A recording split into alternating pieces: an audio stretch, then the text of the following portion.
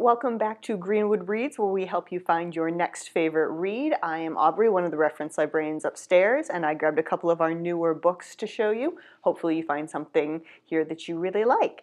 The first one I have actually been anticipating coming out for quite a while. It's called Payback's a Witch by Lana Harper.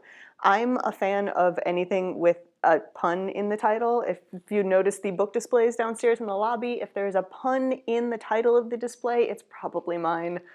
I have a problem. But this sounds like a lot of fun. I love witchy fiction. It's about a woman named Emmy who has come back to her small town. She is a witch, or well, she's from a family of witches, but she doesn't really have much power to speak of. But her family sort of runs this spellcasting tournament, so she comes back to town for that, and she's really excited mostly to spend some time with her best friend.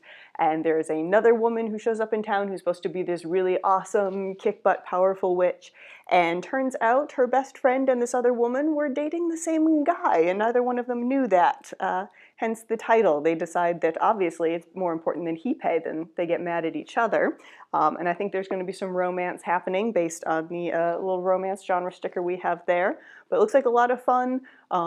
And again, I love witchy fiction, so that is Payback's a Witch by Lana Harper. It's just a gorgeous cover. I love cover art. All right, my second fiction book for today is Then She Vanishes by Claire Douglas. I love a good murder mystery, and this one is particularly fascinating to me because it starts in the 90s when a woman vanishes. She just sort of disappears and nobody ever knows what's happened to her. It's never solved.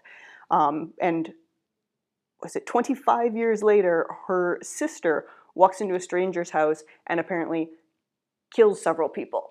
And the vanished girl's best friend and their family are just very confused and have no idea what's going on. They're trying to figure out what's connected, what isn't connected. Sounds like a lot of fun. And I like things that take place, there's flashbacks and you've got, does this mystery connect to this mystery? So very interesting. And again, gorgeous cover. Apparently some part of it takes place at a carnival, and I'm a sucker for a good carnival. It can be very creepy. So again, that is Then She Vanishes by Claire Douglas. I've never read anything she wrote, so looking forward to that one. This next one I grabbed because I actually thought it would interest one of my friends. It's Nick Offerman's new book, Where the Deer and the Antelope Play, The Pastoral Observations of One Ignorant American Who Loves to Walk Outside, which is one heck of a title. It's not a short title for you. But this is by Nick Offerman, obviously. We all love him. He's hilarious. He and his wife decided to explore a bunch of the national parks. They rented or bought an Airstream, drove around several of the states, went to national parks, and it sort of documents his just ruminations on the nature and life and all of that. I love his sense of humor, so I'm very much looking forward to this. And I really should go to more of the national parks. I've only been to a couple. That might be my goal for the coming few years, to actually go and see some of these places that I've only ever seen pictures of. So again, Nick Offerman's new book should be a lot of fun. This next one, my last book here, I grabbed because I consider it more of, I think it's going to have to be a test here. It is Good Housekeeping's The Best Ever Cookie Book. Now that is one heck of a claim there. I do not know if this is in fact the best ever cookie book. Glancing through, there are several recipes I would like to make.